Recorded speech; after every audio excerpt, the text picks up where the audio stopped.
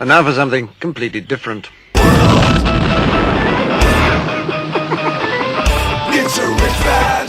Forget everything you've been told by others before. Get ready for the real deal, the full story. Real talk about money, markets, life. Now, it's The Real Investment Show, presented by RIA Advisors.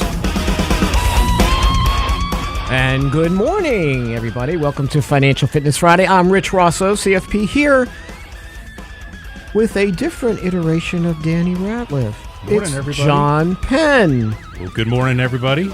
You know what song I listened to on the way in this morning for you? What's that? Big Bad John. Big Bad by John. Jimmy Dean. Big John. We all have our Fantastic Four shirts on today. Well, on YouTube. I like the new shirt. I feel like we're on a starship. Right? Doesn't Very it? kind of SpaceX-like. I like it. That's what I'm saying is, I feel like we're on a ship. Not a ship. A ship. Not ship. With a P. With a P. Yes. With a P. Well, speaking of Johnson & Johnson, which is the big news this morning, we have Dow futures up. Johnson & Johnson is going to split into two companies. I actually think this is a good idea, John, because what's going to happen is they'll have their separate consumer health business. Listen, I need my baby shampoo and enema, and then I go to aisle 4.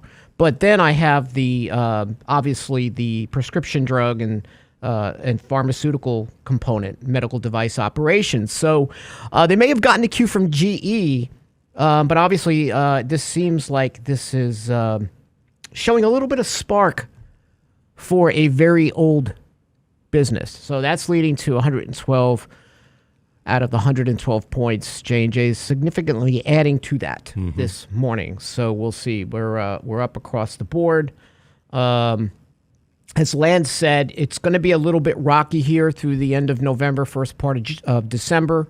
We have mutual funds. You're going to get some, I have a feeling if you own mutual funds and they're not in an IRA, you're going to get a bit of tax sticker shock when you see the payouts, right? This is the time of year when mutual fund managers are, harvesting losses or rebalancing portfolios, and that's going to create some gains, and they're going to have to distribute that to shareholders. So you're right. This is that time of year where you should expect to see that, sometime here over the next couple weeks.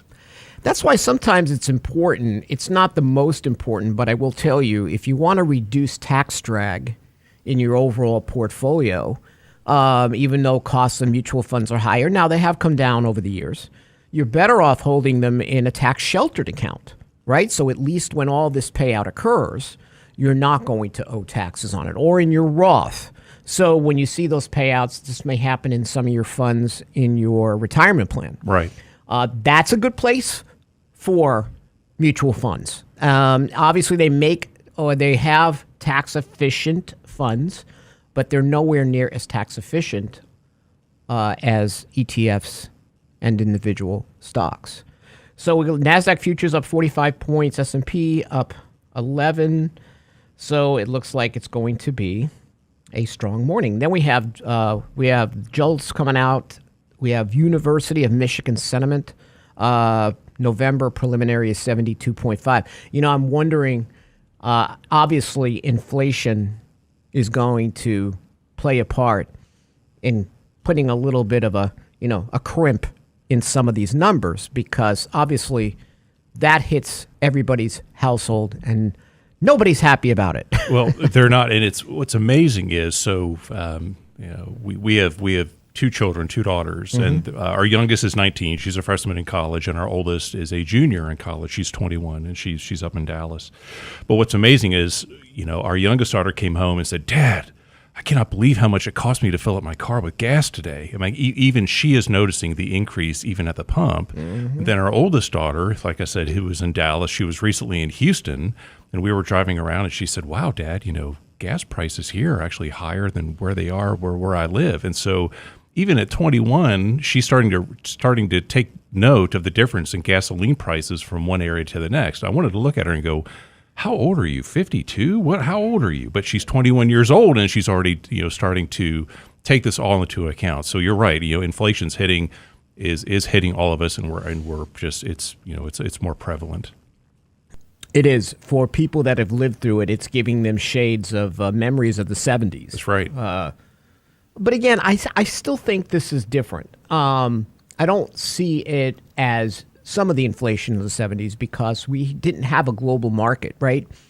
You just have too many dollars chasing too few goods, which is why you need to be concerned if there's more fiscal stimulus, right? Because that directly goes out into the system. I remember talking to Lance in 2008 and 9, and we were talking about monetary stimulus, and it's not really an inflation issue with monetary stimulus, but fiscal stimulus is. And Larry Summers came out last year in an article with the Financial Times saying, well, all these programs, we're going to see all this inflation, and he got reamed for it, right?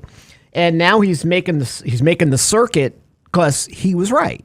I mean, once you put money in people's pockets, they spend it. Now, if I don't have enough goods to fulfill those needs, this is what we're going to get. We also know that some of the inflation is not going away. Right? If I go ahead, if I'm Kimberly-Clark, J&J, Unilever, I raise prices, I'm not going to go in and lower prices, right? Mondelez makes Oreos, all this wonderful, happy stuff that makes you happy. I love Oreo cookies. Okay. Just putting that out but there. But Mondelez, they wouldn't have had a 7% increase in price.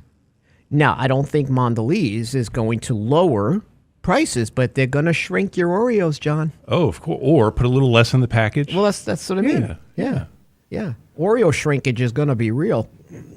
So you better watch yourself. That's a sad day. Yeah, shrinkage as you get older. It just happens.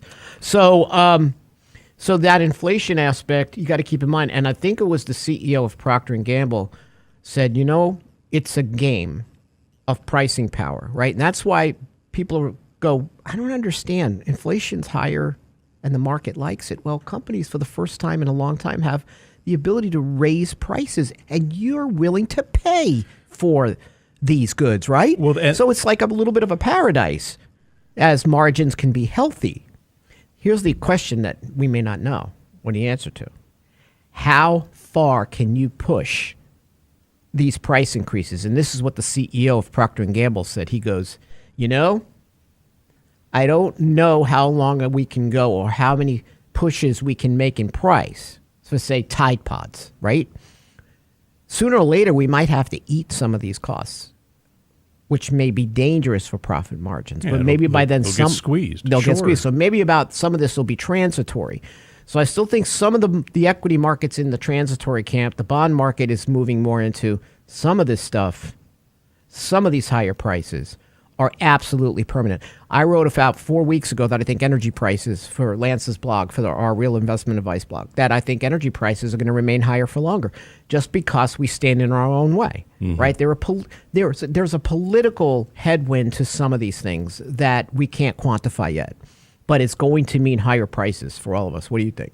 Well, I think so too, and to your point, I think companies are going to test just how far can they go to, because they're all trying to absorb higher costs for the goods that they use to manufacture their products that they distribute to all of us. And certain companies are going to be able to pass these prices on to consumers better than others. So it'll be interesting to watch how that all develops. Yeah, it is. JP says Grandma Rosso would not have liked the price increases. She would curse. I'd have to separate myself from her in most of the aisles at the local supermarket because, oh my gosh, what is going on here? So, hey, I don't hear any music, but we'll be right back with more of Financial Fitness Friday. We're going to talk about, how many folks in retirement have debt? You might be shocked to hear about it. Oh, I'm getting the elongation. Well, tomorrow we're going to be talking about, okay. Brent's like giving me the signs because I don't hear any music. I think we're out. Yeah, I think our music. Get daily investment news you can use. Delivered at the speed of the internet at realinvestmentadvice.com. We're putting 2021 behind us and getting ready for 2022. Be prepared with Lance Roberts' year-end economic outlook in our next Candid Coffee, Saturday, November 13th. From taxes to interest rates and markets, we'll share insights from Richard Rosso, Danny Ratliff, and special guest barista Lance Roberts. Saturday, November 13th. Register now at realinvestmentadvice.com. Candid Coffee with Ratliff, Rosso, and Roberts. RealInvestmentAdvice.com. Do you know what you don't know when hiring and retaining quality employees? Compensation is more than just wages. It's personal time off, the vacation days, healthcare benefits, a 401k. Do you know what's important to them? Hi, I'm Tom Allen, RIA Advisors Retirement Plan Consultant. Let us show you how to make the most of an affordable, effective package that will deliver true value for your business and your employees. Call me toll-free at 855-RIA-PLAN or online at realinvestmentadvice.com. Hi, Lance Roberts here. If you're like most people, your 401k plan represents the bulk of your retirement assets. And unfortunately for many, managing your 401k plan can be difficult. There's so many choices, so many things to consider. With just a quick email, a couple of questions, you can put RIA Advisors to work for you managing your 401k plan. Get started right now at the website, realinvestmentadvice.com, or simply call our toll-free number, 855-RIA-PLAN, simply online at realinvestmentadvice.com. And now, another page from the Real Investment Advisors Investing Manifesto. Manage risk and volatility rather than trying to manage gains. You don't have to be right all the time. Long-term investing success is a 70% gain. Let us help you reach your financial goals with RIA Advisors. Neither bull nor bear. RIA Advisors, 281-501-1791 or online at realinvestmentadvice.com. The Real Investment Show. Okay. And welcome back to Financial Fitness Friday. Rich Rosso, John Penn sitting in for Danny Ratliff. I think he's out there at some farm or something this weekend with some clients doing some stuff. Kind of getting out of the city for a while. Yeah. Get out of the grind. As Rick Grimes would say in The Walking Dead, stuff and things. He's doing that. Tomorrow, we have year-end economic review. Candid Coffee back tomorrow. And next year, whole new suite of Candid Coffee for you. But this is your Saturday morning wake-up call on all things you should know from across the kitchen table. Of course, Lance never plays along. I'm in my robe. So is Danny. And, of course, Mr. Roberts is in his RIA shirt. Maybe not our new bowling shirts, but some of the old ones. So this is our year-end economic review. We're going to be talking about taxes, interest rates, pending legislation, and of course, with special barista Lance Roberts serving up Nescafe coffee, the instant stuff. We're going to just go through what we think about markets for next year. We are, let's say, a little edgy over the headwinds we might see next year. Number one, thankfully, because of the Fed. That's right. They may be. I heard Bob Dahl yesterday, who is like permabull, share concerns, and he was talking about how the Fed might be behind the eight ball. And of course, I'm always talking to the TV. I'm like, no, Sherlock. Yeah, well, the Fed. We should check your eight ball. I don't even. My magic Your eight ball magic says eight ball. yes. Yeah. We're having trouble next year. So my magic eight ball is pretty good, guys. I'm going to tell you. So tomorrow it's 8 to 9 a.m. before you start your day. It's an hour-long Zoom webinar. You go to Real Investment Advice. You sign up. And if you haven't signed up for, say, our daily commentary, where Lance will get it to you or Mike will get this information to you about what you need to know for today. And what I like about the daily commentary, it is right to the point. There's not a lot of junk in it. It's here's what's going on. Here's what you need to know.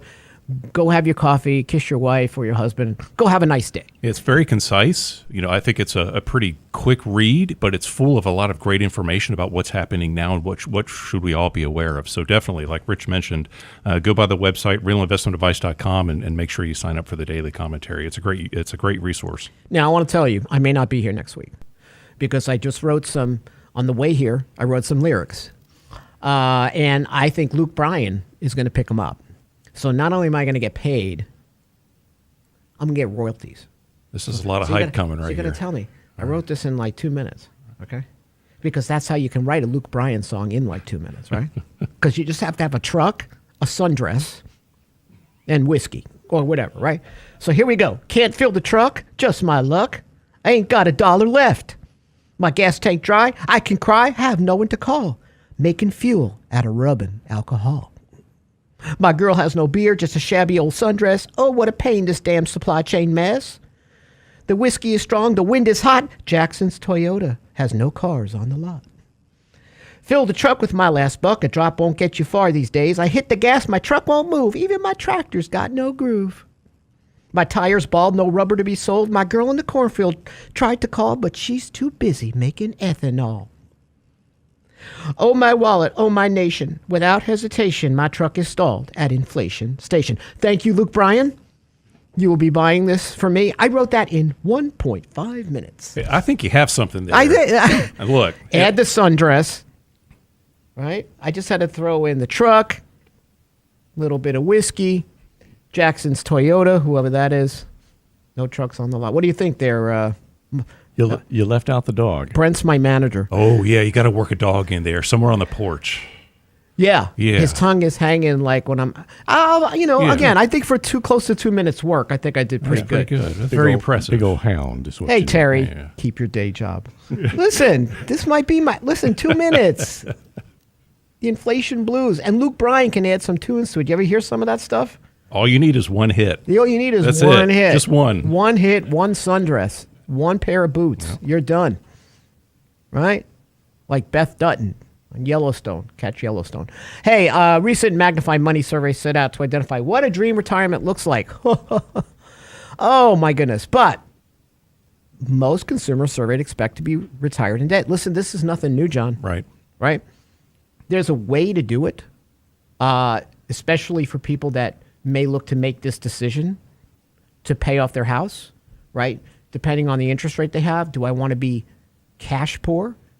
So keep that in mind. So here's some of the key findings of this. 46% of Americans think they'll retire in debt.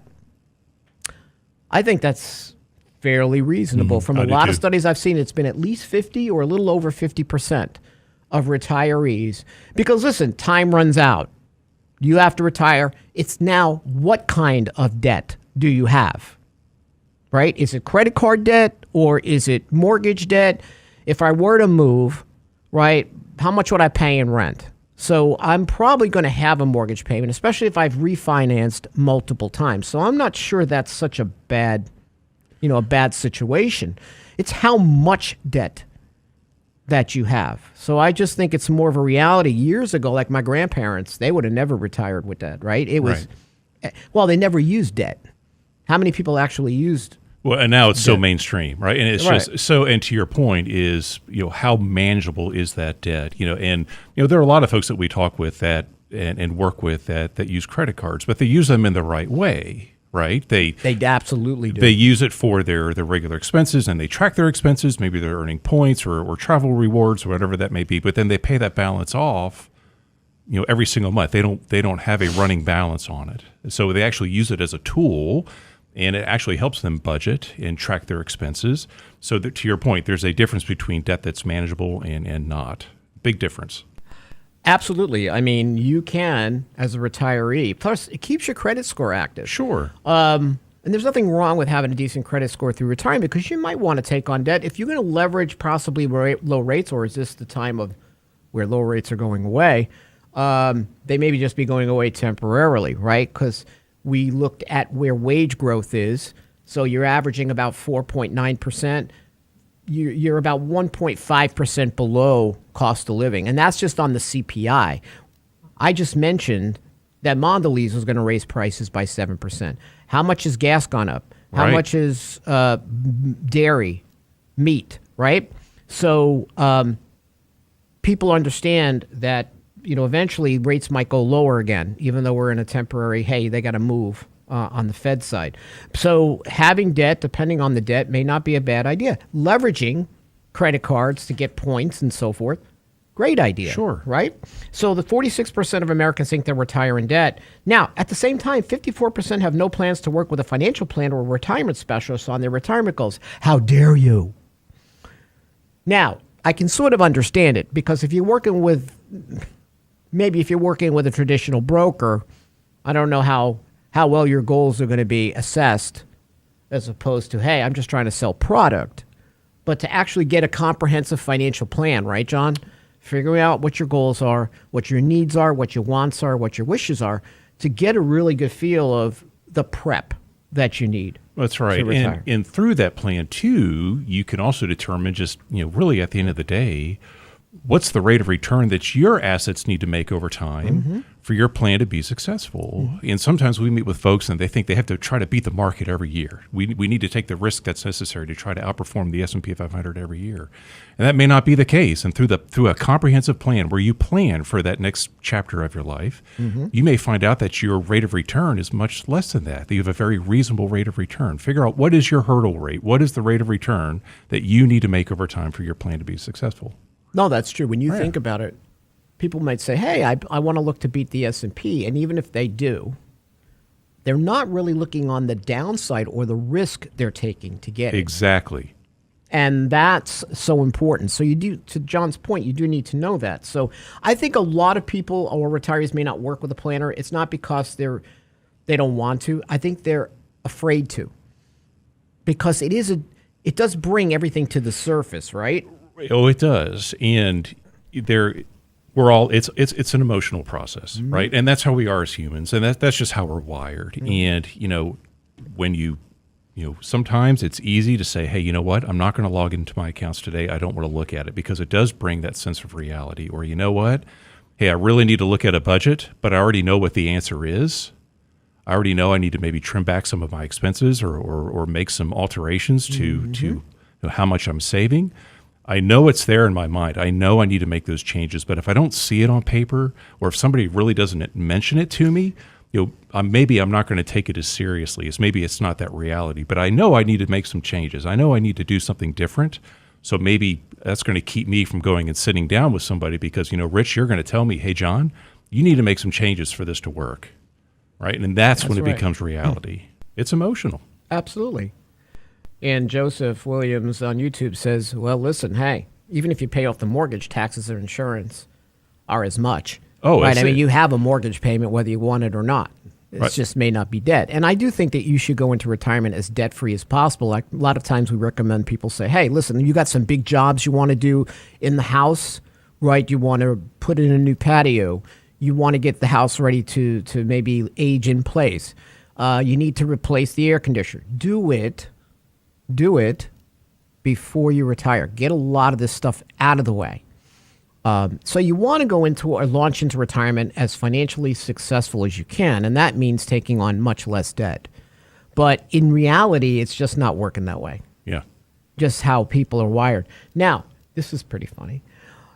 Maybe this is where you're seeing the heat of crypto.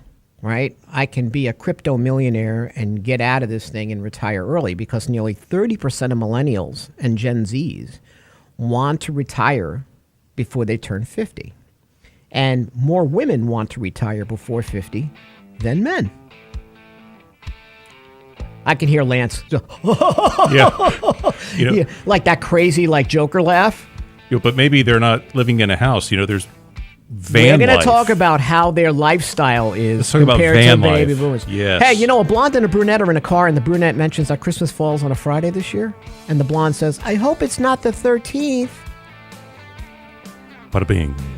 That was a dad joke from Dad Brent Clanton this morning. When we get back, we're going to talk more about this and some more of the year-end smart money moves that you should make. There's still time here on Financial Fitness Friday. We'll be right back.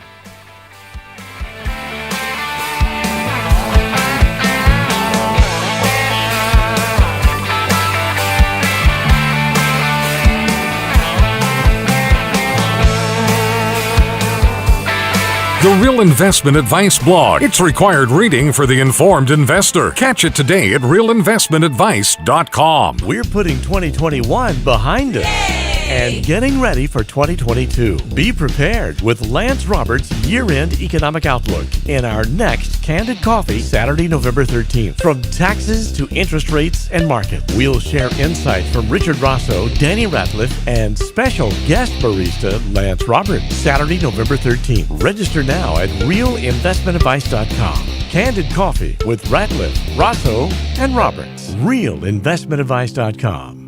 Have the market's gyrations made you nervous? If so, it's because you have more risk in your portfolio than you realize. It's time to reevaluate your long-term investing strategy with RIA Advisors. Our disciplined approach can help eliminate unnecessary risk. We do that by having both a buy and sell discipline. Does your advisor do that? If you think it's time to work with an advisor who puts your interests first, it's time for real investment advice. RIA Advisors, 855-RIA-PLAN. RIAadvisors.com.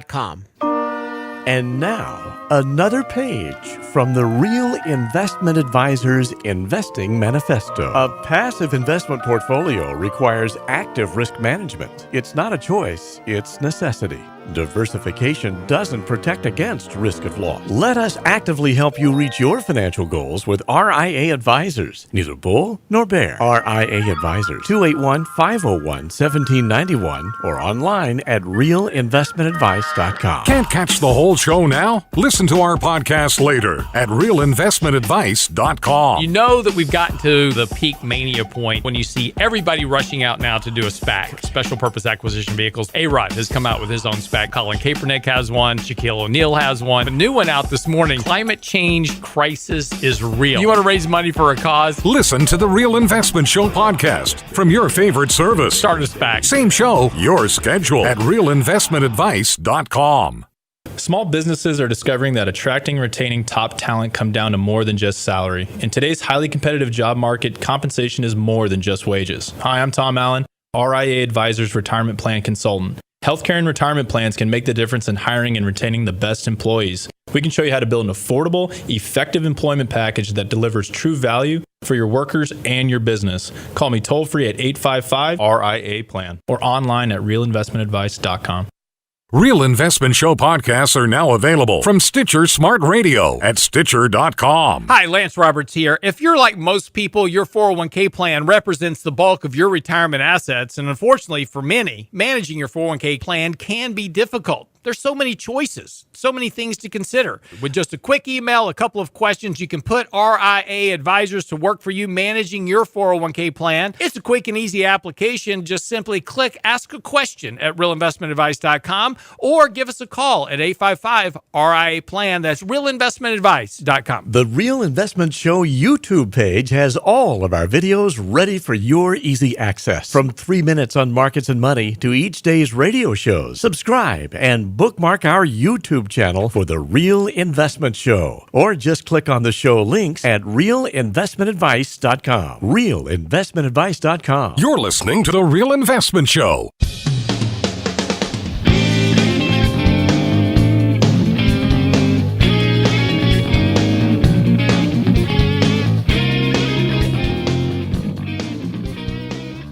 And welcome back. So TK on YouTube goes, hey, risk is big when you retire because it's hard to recoup losses when you aren't working. It's a totally different mindset. You go from Tim Allen to Wilson. You cross the fence into a different life when you retire from a portfolio perspective because you are now in withdrawal mode. You're not in accumulation mode, and almost all advice out there by financial media is based for accumulators. Market always comes back. Yeah, well, it does. I might not live long enough, though, because if the markets are down 10%, 20%, and that's what I'm down, say, at the beginning of retirement, and I'm withdrawing 4%, 5%, I'm way behind the eight ball. So the way, the market performs in the first 10 years, and my withdrawal rate in the first 10 years will dictate success for the next 10 and the next 10.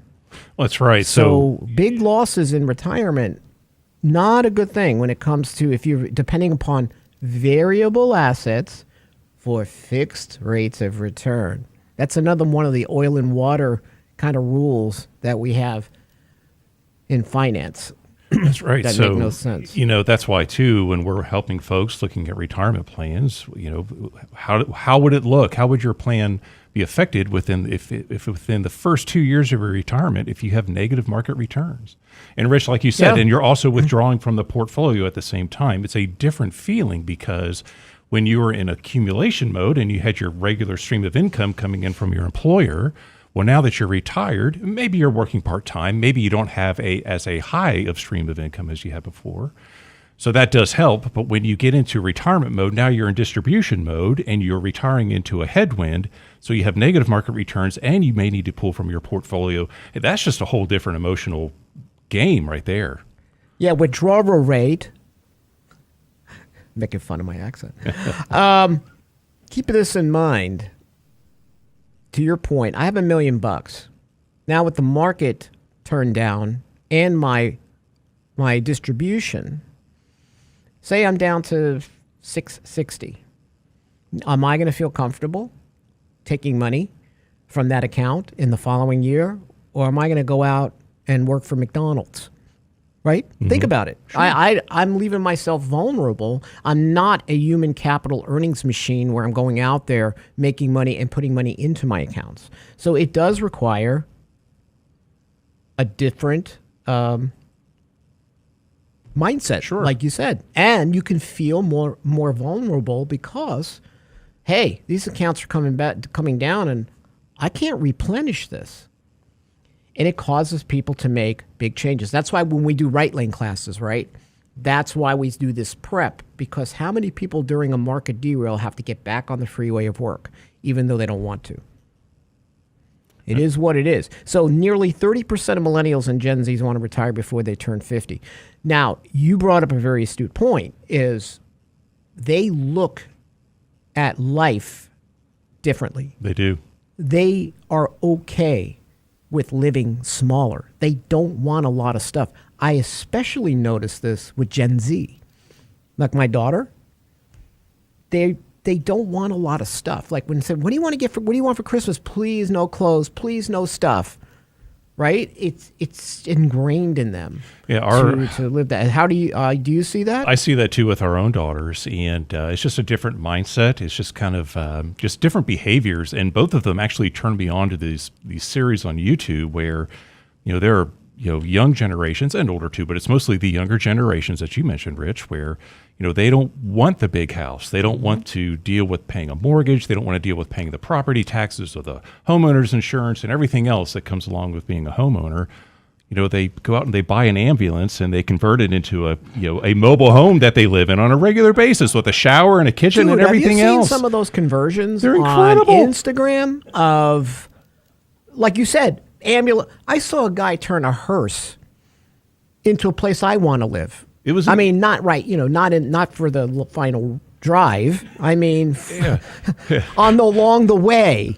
I am amazed. And even homes, say for example, like D.R. Horton, right? The CEO of D.R. Horton was on TV yesterday. Some of the new D.R. Horton homes are much smaller. But there is a use for every bit of space. They look bigger because they're understanding this new generation may want to own a home, but unlike baby boomers, like the Lance Roberts estate, right? 7,000 square feet. You need a map when you walk in. They don't want this. It echoes when you walk in. Hello. It does. Yeah. It goes, you go, hello. And the echo back, you know what the echo back is? What? Get out. So you have to keep in mind that it is our definition of retirement, our vision is very different than the younger generations.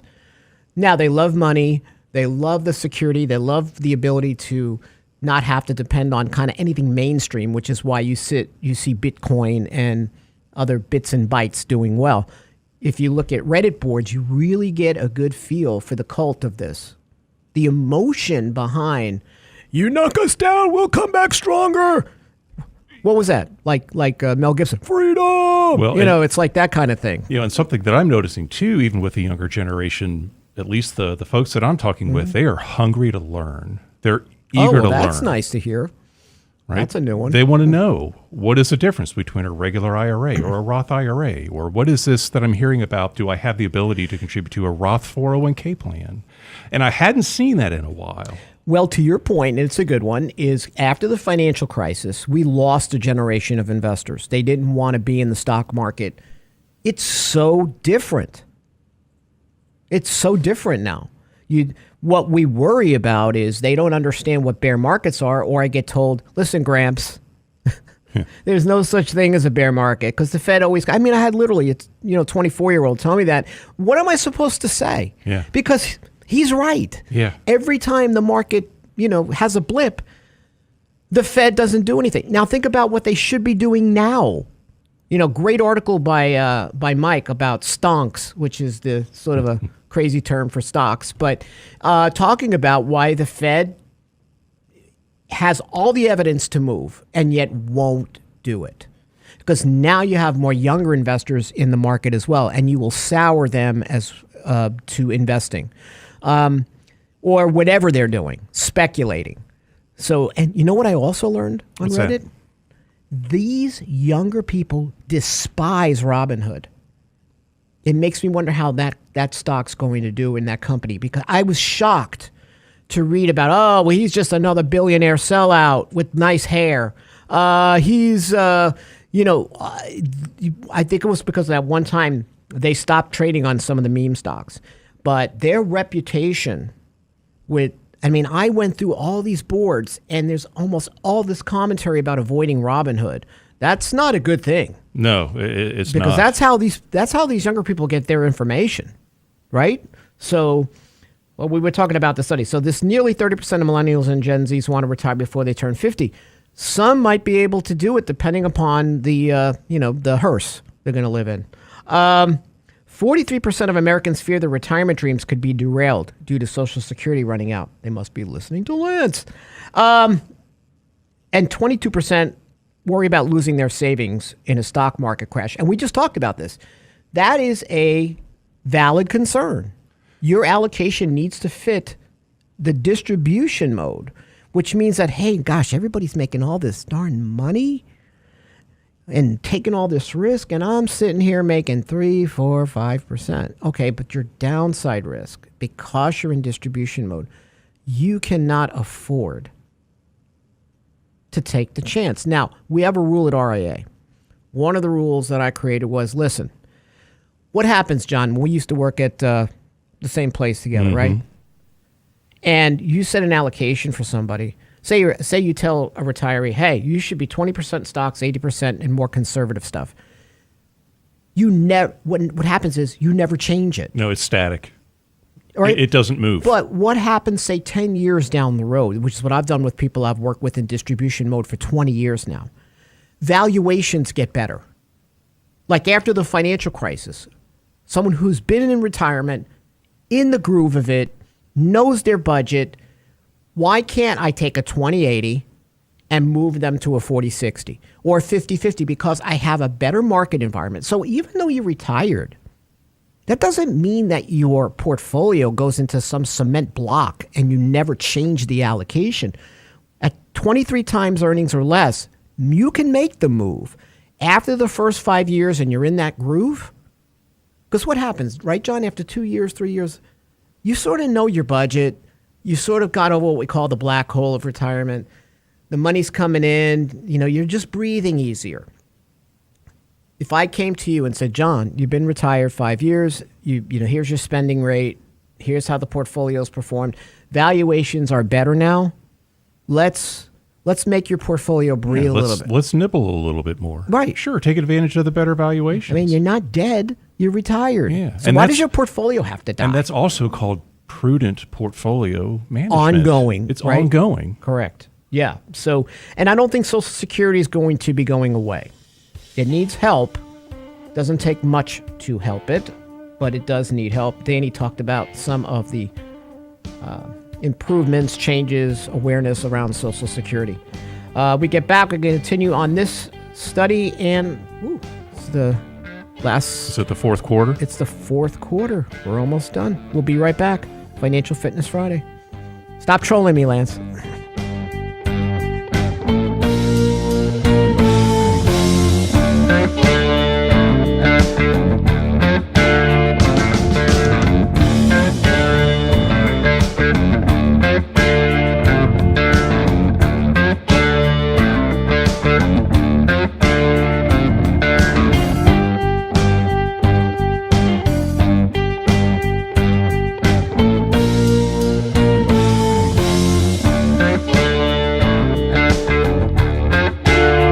Investment news you can use. Delivered at the speed of the internet at realinvestmentadvice.com. We're putting 2021 behind us and getting ready for 2022. Be prepared with Lance Roberts' year-end economic outlook in our next Candid Coffee, Saturday, November 13th. From taxes to interest rates and markets, we'll share insight from Richard Rosso, Danny Ratliff, and special guest barista Lance Roberts. Saturday, November 13th. Register now at realinvestmentadvice.com. Candid Coffee with Ratliff, Rosso, and Roberts. realinvestmentadvice.com. Hi, Lance Roberts here. If you're like most people, your 401k plan represents the bulk of your retirement assets, and unfortunately for many, managing your 401k plan can be difficult. There's so many choices, so many things to consider. With just a quick email, a couple of questions, you can put RIA Advisors to work for you managing your 401k plan. Get started right now at the website, realinvestmentadvice.com, or simply call our toll-free number, 855-RIA-PLAN, or again, simply online at realinvestmentadvice.com. Small businesses are discovering that attracting and retaining top talent come down to more than just salary. In today's highly competitive job market, compensation is more than just wages. Hi, I'm Tom Allen,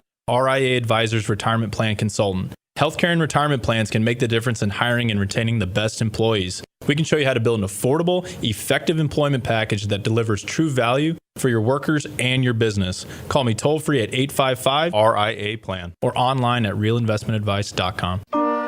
And now, another page from the Real Investment Advisors Investing Manifesto. Bulls win in bull markets. Bears win in bear markets. Eagles soar above and take advantage of opportunity. Let us help you soar as you reach your financial goals with RIA Advisors. Neither bull nor bear. RIA Advisors, 281-501-1791 or online at realinvestmentadvice.com. The Real Investment Show.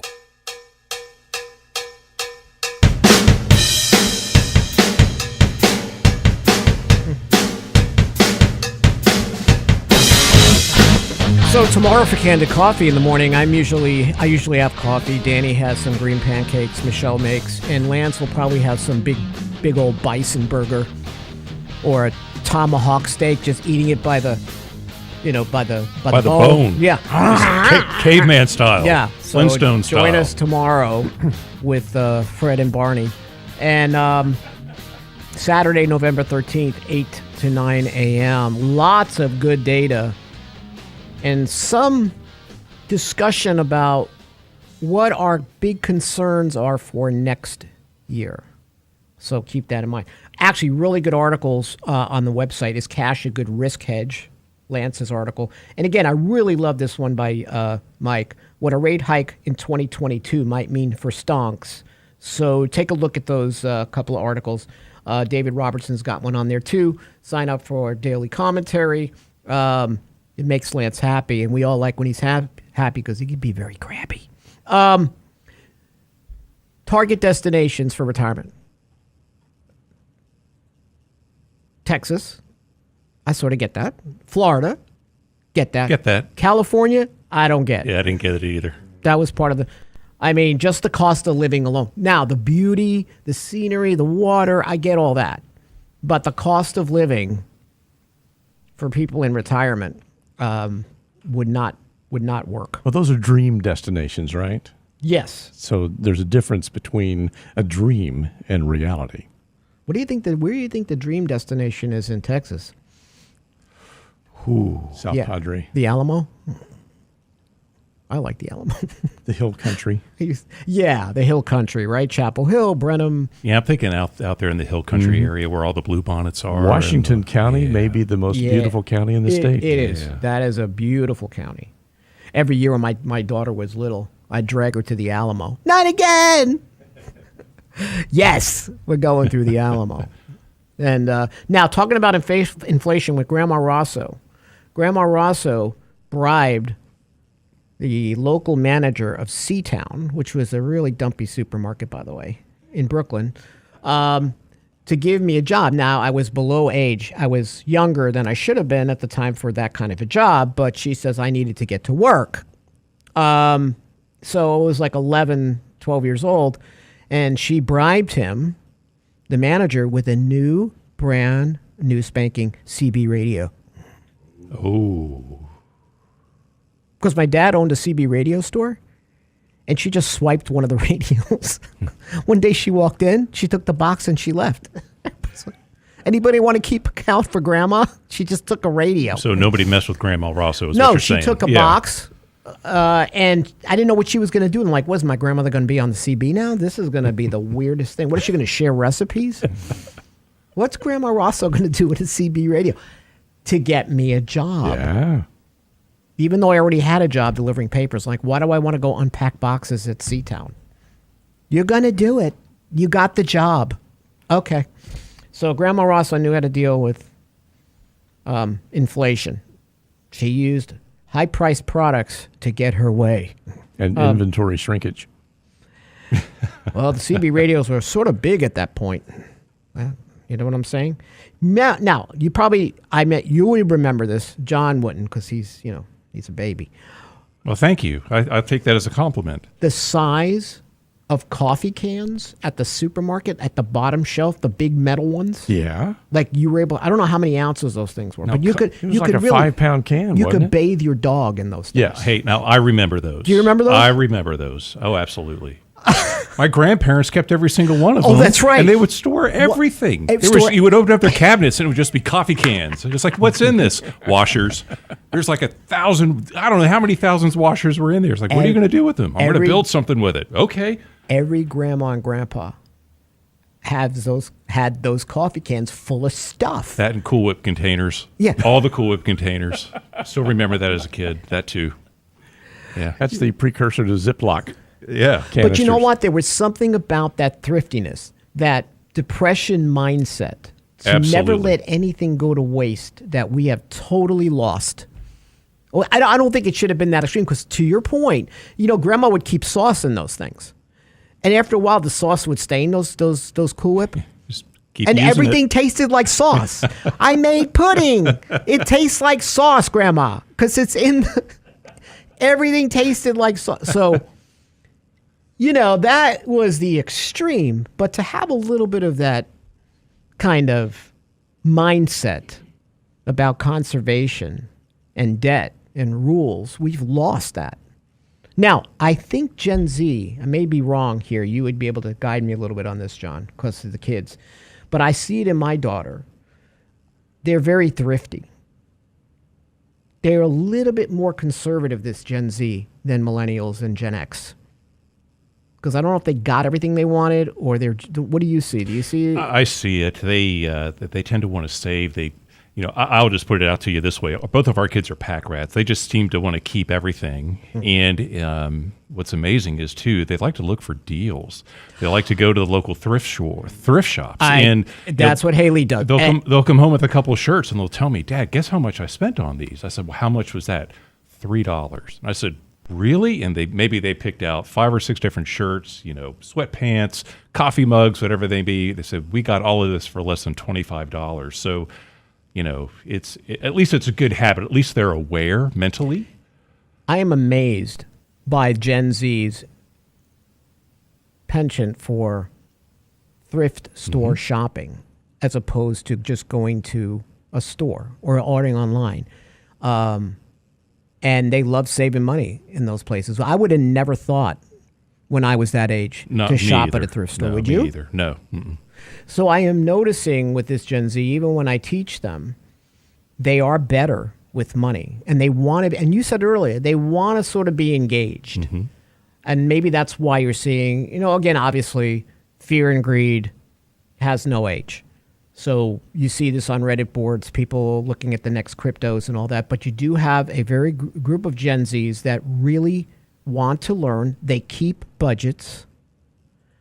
They're not big spenders. Mm-hmm. I always wonder what corporations are going to do with Gen Z. Like, look at it now. We have 10 million job openings? Like, this labor shortage is unprecedented, right? And we can't get anybody to fill those jobs. And I think, and also look at the quit rate. I mean, it's the highest I think it's ever been, right, in the history of the series. People are reinventing themselves and what they want to do, but I really think, the younger Gen X's and Gen Z's, and maybe some part millennials, are looking at life different. I don't know how big, like where we worked, How would you deal with a Gen Z that doesn't want to sit at their desk for 12 hours a day? How do you change that business model where they don't want to, and they don't want to have a rope around their neck to go out wherever they go to meet with somebody, and you got to know every minute where they are? I don't know. Yeah, it seems like they want to have a little bit more flexibility, right, and not be confined. The lifestyle is having a balance. And I envy that about this younger generation, because that's not something I've ever learned. I was learned like you work and then you die, right? I got that from Lance. But the point is, you work, then you die, and your beautiful wife collects all the life insurance and gets someone who enjoys life. It's a circle of life. But I don't see this with Gen Z. They want to work. They're not lazy, but they don't want to sit in an office all day. Yeah, they want to be outdoors more, it seems like, and just more engaged with outdoor activities and everything else too. And technology's helped. Oh, well, you can work from anywhere. You can work from your van, from your Hertz. I can work right from my Hertz. You Hertz. do everything from your Hertz. Sure. I've got my new coffin desk. And it's got plenty of storage when I open it up. And Grandma could be in there. I can see every time I open it, I can see Grandma, store my stuff, close it. You have and plenty of room. The coffin desk. By the way, they are making a remake. Rob Zombie is making a remake of The Munsters. Yeah. So we may just see a coffin desk. If somebody's going to remake The Munsters, Rob Zombie would be the one to do it. It's going to be a very bloody remake from what I don't know how you're going to turn that show, like with such a family show, you're going to turn it in. I was about to say, it may not be very family friendly. You know, like if you have young kids and go, hey, when I was a kid, I used to watch The Munsters. Honey, come watch. Ah! You know? Is it going to be in Herman black and white? Slicing off heads of the neighbors, right? It's like Quentin Tarantino making it. It's not going to work. It's just not going to work. So we talked last week, Danny and I, about some year-end tax moves. I mean, year-end moves in general, money moves. So we got through a lot of the tips, but tip 8 was fine-tune or create a tax strategy for next year, right? And I'm not talking about, listen, we're in the throes of this tax turbulence right now. So it's difficult to plan for this, whatever this unknown has happened to be. But ultimately, and I have some people will disagree with me, taxes are going up. And there's still several steps that you could take to prepare. For example, have you had a life change? Have you gotten divorced? So I catch many single parents, John, filing single when they should be claiming head of household, which is a favorable filing status compared to single. They don't switch it up. Mm-hmm. And the withholding question always comes up, right? Are you withholding enough taxes? Are you withholding too much? Well, I really love to get a refund. Why do you want a refund? It's a return of your own money. So sit down, fine-tune your tax withholding for next year. The IRS website has a decent tax withholding estimator. Spend some time, go into your employer's payroll website and modify your W-2. Stop with all the refunds. At least the big ones, right? Yeah, take a look at it. Use your own darn money. Not Pops Biden. He doesn't need it. All right, tomorrow, Candid Coffee, Year-End Economic Review, 8 to 9 a.m. Sign up at Real Investment Advice. Sign up for Lance's stuff. Great articles this week, I have to say. Hats off to all the writers. Some really great stuff. We'll see you next week. Back with Danny. Thank you, Mr. John Penn. Pleasure to be here, everybody. Thank you. Mr. Ratliff, and we'll see you next week. Have a great weekend. Bye. See you. We love you. Bye.